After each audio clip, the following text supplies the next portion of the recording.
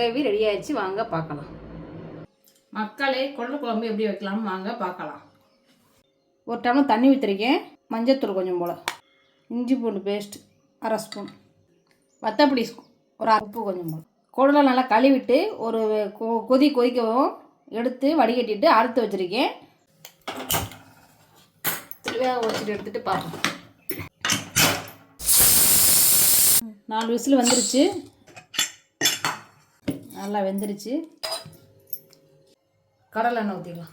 Meanwhile, யாருக்கு இந்த குடலில் 2 விதமாக இருக்கலாம் மக்களே. அந்த குடலில் எது பிடிக்கும்னு சொல்லி கமெண்டில் சொல்லுங்கள்.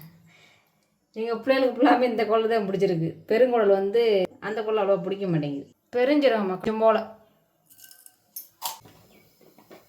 வெங்காயம், கருவேப்பிலை,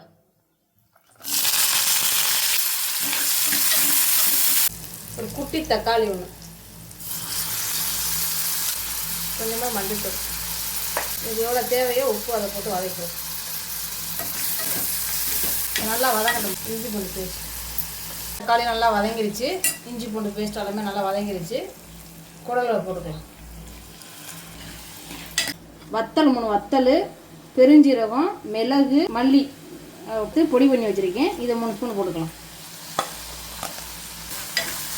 கொஞ்ச நேரம் கொதிக்க விடுவோம். குடல் தண்ணியை ஊற்றி வேக விடுவோம். இதுக்கு உரப்பு, காரம், உப்பு எல்லாத்தையும் பார்த்துக்கோங்க. கரெக்டாக இருக்கும். கொஞ்சம் உப்பு கம்மியாக இருக்கும், உப்பு போடுவோம்.